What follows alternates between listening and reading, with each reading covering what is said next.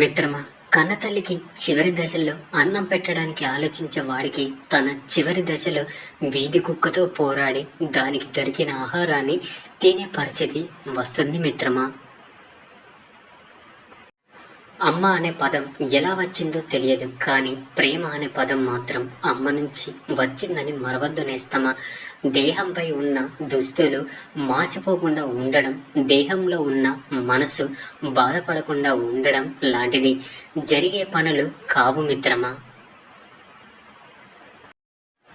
ఎలా అయితే దుస్తులను శుభ్రపరుస్తామో మనసు కూడా మళ్ళీ మెల్లగా సరిదిద్దుకోవాలి. అప్పుడే జీవితం ఆనందమయంగా ఉంటుంది మిత్రమా, కాదంటారా? ఒక అద్భుత సందేశం చెప్పనా మిత్రమా. పుట్టుక ఇతరులు ఇచ్చారు, పేరు ఇతరులే పెట్టారు, చదువు ఇతరులే చెప్పారు, సంపాదన అది కూడా ఇతరులు ఇచ్చినదే, గౌరవం ఇతరులు ఇచ్చారు, మొదటి స్థానం ఇతరులే చేయించారు, ఆఖరి స్థానం కూడా ఇతరులే చేయిస్తున్నారు. అంత్యక్రియలు ఇతరులే చేయించారు, మరణాంతరం నీ వస్తువులు నీ ఆస్తి కూడా ఇతరులే తీసుకుంటారు నేస్తమా. మరి ఎందుకు నేను నాది అన్న అహంకారం చెప్పు. అహం వీడితే పెరుగుతుంది సహాయకారం నేస్తమా. ఒకటి గుర్తుంచుకో మిత్రమా, తేనెలో ముంచిన వేప తన తత్వాన్ని కోల్పోలేదు. పాముకి ఎన్ని పాలు పోసిన విషం మాత్రం తగ్గిపోదు. అలాగే మనసులో చెడు ఆలోచన నింపుకొని అనునిత్యం గంగ స్నానం చేసిన వారిలోని మలినాలు తొలగిపోవు. చెడు గుణం కూడా మారిపోదు నేస్తమా. తలరాతని ఎప్పుడు కూడా నిందించకు. ఒక కష్టం నిన్ను బాధిస్తే 100 సంతోషాలు నీ జీవితంలో ఎదురు చూస్తూ ఉంటాయి. అది నువ్వు నమ్మితేనే నేస్తమా. కొన్ని కథలు చాలా చిన్నవి, కానీ వాటిలో నీతి జీవితాంతం గుర్తుపెట్టుకోమంటాయి. కొందరి పరిచయం, కొందరి పంచిన అనుభవం, కొందరు మధ్య అనుబంధం, కొందరి స్నేహం కూడా అంతేనేస్తమా, కదంటారా? సముద్రాన్ని వదిలేసి ఎక్కడికో వెళ్ళిపోదామని కెరటాలు అహర్నిశలు ఆరటపడుతుంటాయి, కానీ సముద్రం తన గర్భంలోని లాగేసుకుంటుంది. మనిషి కూడా అంతేనేస్తమా. అన్నీ వదిలేసి పారిపోదాం అనుకుంటాడు, కానీ బంధాలు బాధ్యతలు మనిషిని వెళ్ళనివ్వకుండా గట్టిగా కట్టిపడిస్తుంటాయి. నిన్ను తక్కువ చేసి మాట్లాడినప్పుడు మౌనంగా ఉండడం, తిట్టినప్పుడు కోపాన్ని చూపించకుండా ఉండడం, పొగిడినప్పుడు గర్వంతో వేగకుండా ఉండడం నేర్చుకోనేస్తమ్మా. నువ్వు నేర్చుకున్న ప్రతిదీ నిన్ను ఒక్కొక్క మెట్టుకై చేరుస్తాయి తప్ప ఎప్పుడు నిన్ను దిగజార్చవని గుర్తుంచుకొనేస్తమ్మా. మాట్లాడేటప్పుడు చాలా జాగ్రత్త మాట్లాడాలి. మాటల చేత దేవతలు మనల్ని చేసి వరములు ఇస్తారు. అది సరిగ్గా మాట్లాడకపోతే శాపం తగులుతుంది మిత్రమా. మాటల చేత మృత్యుత్వం విడిపోతుంది. కొన్ని మాటల వల్ల శత్రువులు కూడా మిత్రులవుతారు. మాట చేత శత్రువైన వాడు కత్తి కింద విడిచి వచ్చి కౌగిలించుకుంటాడు. మాట అనేది చాలా శక్తివంతమైనది. అటువంటి మాట మనుషులకి మాత్రమే ఉందని తెలుసుకో మిత్రమా. అది ఎలా ఉపయోగించాలి అనేది కూడా తెలుసుకో. ఏం చేస్తున్నావని కాకుండా ఎలా ఉన్నావని ఎవరినైనా అడుగు. సంపాదన ఎంత అని కాకుండా సంతోషంగా ఉన్నావా అని అడుగు. సమస్యలు ఉన్నప్పుడు ఎగతాళి చెయ్యక ఏమి పర్వాలేదులే సర్దుకుంటాయిలే అని ధైర్యం చెప్పునేస్తమా. పని ఉన్నప్పుడు కాకుండా పని గట్టుకొని మాట్లాడు. పోయాక ప్రేమాభిమానాలు కాకుండా ఉన్నప్పుడు నేనున్నానని భరోసా ఇవ్వు నేస్తమా. అప్పుడే నీ విలువ మరింత పెరుగుతుంది.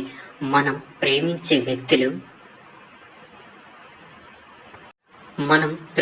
వ్యక్తులు ఎల్లప్పుడూ కూడా మనతో ఉండరు. మనం నమ్మే ప్రతి వ్యక్తి విశ్వాస పాత్రలు కాకపోవచ్చు. కొంతమంది కేవలం గుణపాఠాలు నేర్పించడానికి మన జీవితంలోకి వస్తారు. అబద్ధమని నిజమని, నిజాన్ని అబద్ధమని ఒప్పించడానికి చూసేవాళ్ళే ఈ రోజుల్లో చాలా ఎక్కువ మంది ఉన్నారు నేస్తమా.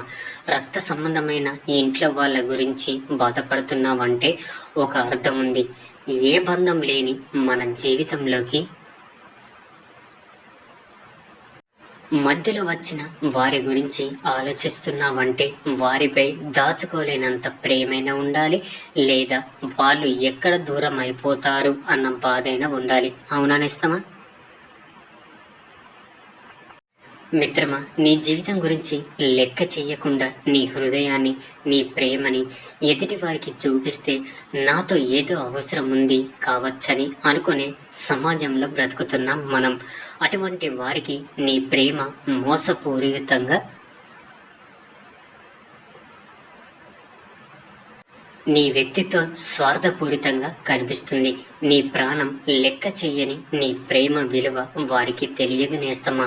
అటువంటి వారికి విలువనిచ్చి మాట్లాడి నీ విలువైన స్వచ్ఛమైన ప్రేమను, సమయాన్ని పంచుకొని వృధా చేసుకోవద్దు. అర్థమైందనేస్తమా? మనిషి వ్యక్తిత్వం, ప్రవర్తన గమనించి ప్రేమించు. కలిసి బ్రతకలేకపోయినా అది మది గదిలో ఒక మధురమైన జ్ఞాపకమై మిగులుతుంది. చివరి శ్వాస వరకు మోహపు మాటలు విని ప్రేమలో పడకునేస్తమా. అది పడక వరకు చేరిన తర్వాత పక్కలో బల్లమై గుచ్చుతుంది. నువ్వు చచ్చేంత వరకు కూడా గుర్తుపెట్టుకునేస్తమా. మనకు ఇష్టమైన వాళ్ళు మనతో మాట్లాడాలి, మనతో ఉండాలి అనుకోవడం తప్పు కాదు. మనతో మాత్రమే ఉండాలి, మనతో మాత్రమే మాట్లాడాలి అనుకోవడం మాత్రం అది సరికాదు నేస్తమా. వాళ్ళకు ఇష్టాలు ఉంటాయని గుర్తుంచుకోవాలి, వారిని గౌరవించాలి. అప్పుడే ఆ బంధం 10 కాలాల పాటు చల్లగా ఉంటుంది నేస్తమా. కాదంటారా? కష్టం అనేది కన్నీరునే కాదు, నిజాలను కూడా బయటకు రప్పిస్తుంది.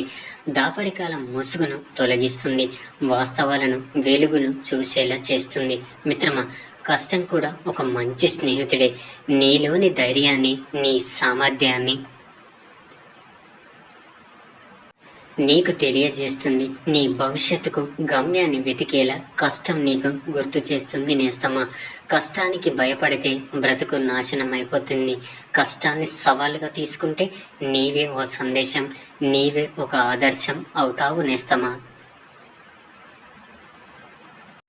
పుట్టేటప్పుడు ఏదో సాధించాలని పిడికిలి బిగించి మరీ ప్రాణం పోసుకుంటాం.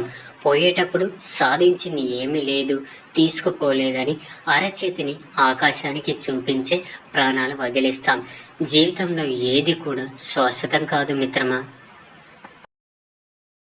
నీ సంపదన, కీర్తి, బంధాలు, చివరికి నీ శరీరం కూడా నీవు చేసిన మంచి తప్ప ఏది కూడా శాశ్వతం కాదు. పడి ఉన్న శవాన్ని చూసి భయాన్ని మర్చిపోయి ఎప్పటికైనా సరే చావు తప్పదని గ్రహించు మిత్రమా. కాలిపోయే శరీరాన్ని చూసి గ్రహించు, అందం ఎప్పుడు కూడా శాశ్వతం కాదు అని. చితి కాలుతుంటే వెనక్కి తిరిగి వచ్చే బంధువులను చూసి గ్రహించు, మరణంలో ఎవరి తోడు రారు అని. శరీరంలో కాలిపోయి మిగిలిన బూడిదేనని చూసి గ్రహించు. చివరికి నువ్వు ఇక్కడి నుంచి పోతూ పట్టుకెళ్లేది పిడికెడు బూడిద కూడా కాదని అర్థమైందనేస్తమా.